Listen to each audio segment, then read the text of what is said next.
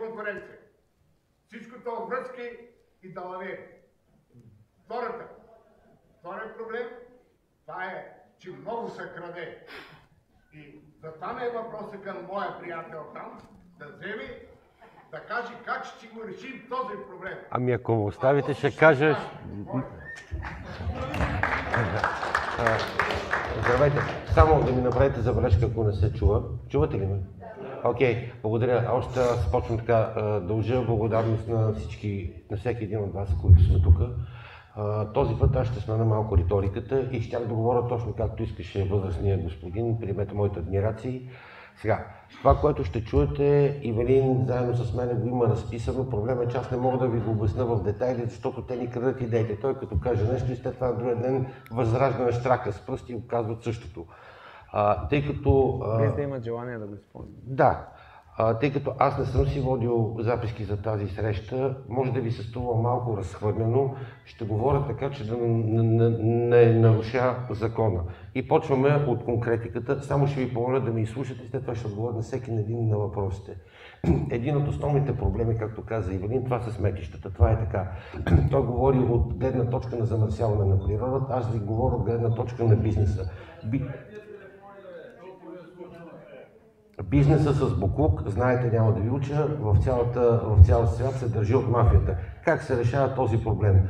Първото нещо, това важи за всички проблеми, обезпечаване на информацията.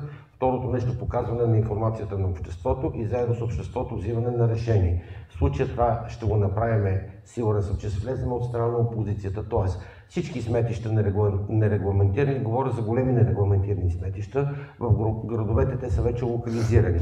Хубавото е, че никой нормален човек не иска да има сметища до себе си. Отиваш, заснемаш, подаваш сигнал, ще ви обясня, защо трябва да се подават сигнали.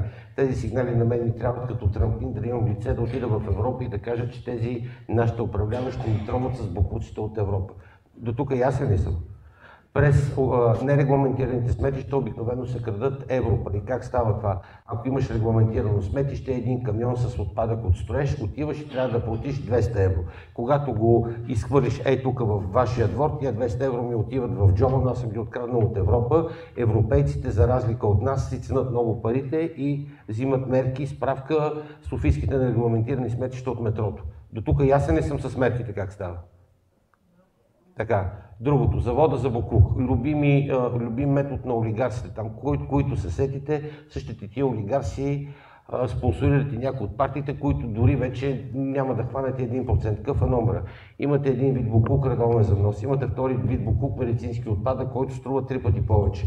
Този боклук се взима, слага се като друг боклук, отивате и горите и нитровите. Говоря ви за тецовете около Бобов дол. До тук това е ясно, нали така? Тоест, медицинския боклук носи смърт на нас, на децата ни и на природата. Това нещо става с констатации, документи, изходни точки, откъде е купен боклука, начин на предвижване, обикновено го предвижват откъде, от Северна, да не объркам, от Южна Италия, от Северна Африка. Знаете ли кое е най-развито в Южна Италия и Северна Африка? Организираната престъпност. През боклука по средата ни носят кокаина и част от хероина, който ние сме като буфер за Европа. Как става номер? Това е бала с боклук, по средата става кокаина, не може да мине на скенер, кучето не може да го подуши. В момента, който стигне примерно до големия днес, през нощта се разтоварва, боклука се гори, ние се тровиме, кокаина трови децата ни, с парите от кокаина купуваме гласове. Ясно ли? Как се прави? Колко теца има в България, които го правят, ще ви кажа 4. Елементарно. Взимат се митническите декларации, поставят се на публичност в Народното събрание. Цялото това нещо се събира, първо се подава до прокуратурата, след това любимите посолства на Борисов се привикват. Ще ви обясня защо. Американци и европейци ги интересува при тях, т.е. особено европейците, да не влиза наркотик, защото троват първо децата, второ се саботират икономиката и трето вече организираната престъпност взима връх над така наречената ваша любима демокрация. Тоест, зад всяка една такава схема не дайте да си мислите, че стоят много хора. Седат двама човека. Един е от банки, другия е малко дебеличък. Винаги съм казвал, че в нашата държава не мутрите рекетират политиците, политиците рекетират мутрите. Ясен ли съм тук? Контрабанда на стоки. Вие казвате, че няма конкуренция, тук има млади хора, може да ги попитате колко марки спортни стоки ще ви изброят сега. Аз мога да ви кажа, че двамата юнака отпред поне 30 ще ви кажат. Конкуренция има, но има и ментета. Обяснявам какъв е проблема с ментетата. Вместо вие във вашия град да произвеждате на ишлеме, нали може да казваме марки, Nike, Puma и Adidas, от Турция ги правят фалшиви, младежите ги купуват за 4-5 лева и отиват на лагото и се кефат, а вие и вашите майки и деца седат без работа. До тук е ясен проблем. Как се спира този проблем? Не да се ловят митничарите, които ми взимат по 1000 лева на камион, отиваш и казваш на този, който държи митницата, то е същото дебелото момченце. Чуваме ли си? Така, на дебелото момченце му казва следното нещо. Като не престанеш да го правиш този номер, ще ти удариме наркотика, защото с ментетата вътре карат наркотик. Как става номер? Взимаш камионите от изходната митница в Турция, сравняваш ги камионите в сходящата митница в Турция, цялото това нещо се прави на база данни и се подава веднага до посолствата през хората, които се водят офицери за свръзка. До тук ясно ли? Зеленчука. Любимата тема. 75% внос на зеленчуци. Защо? Защото ние трябва да умреме. Нашето зеленчукопроизводство не трябва да съществува. Как става? Взима земеделските производители, вече имам опит да ви кажа, говорите с човека, който успя да изгони за 15 минути 15 милиционера от имението Неучовски, ево тук свидетел, с един лайф. Отидоха да му правят мръсно, той е най-големият производител на селскостопанска продукция, защото дава показания срещу Борисов. Третия. Добре, третия най-голем. Така, как става номера с зеленчуците? От 10-15 години, откакто така са в публичното пространство, гледам всяка година ми говорят за нелегален внос от Македония и от Турция. Взимаш земеделските производители, отиваш пред агенция Митници, почваш да целиш шефа на агенция Митници с домати. Като не става, отиваш до Македония, отиваш до Турция и почваш да спира всичките камионите, самите няма да влязат, защото никога държавата няма да ти каже, че вкарва нелегално зеленчуци. Ясен ли съм? Цялото това нещо става в парламента става последния начин. Комисии, питания, трибунки, публичност. Ивелин ще ви разкаже, тъй като ни е писнало да се молиме за нашите разследвания.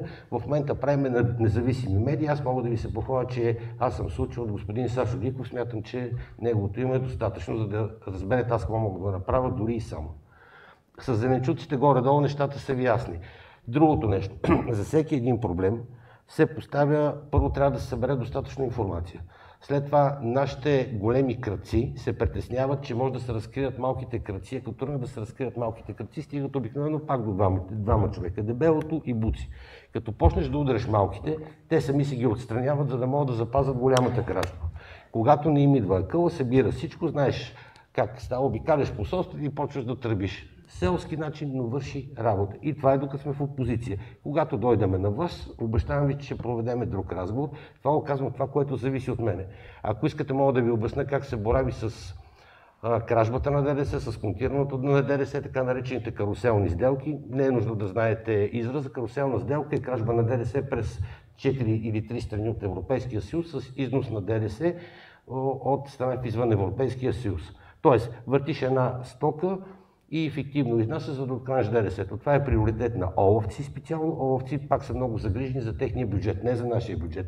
Но когато тръгнеш да разследваш техните пари, покрай техните пари горят и нашите пари и затова някой ден политиците се събуждат с Магнитски. Четвърто, международен наркотрафик. Какъв е проблемът? Проблемът е следния.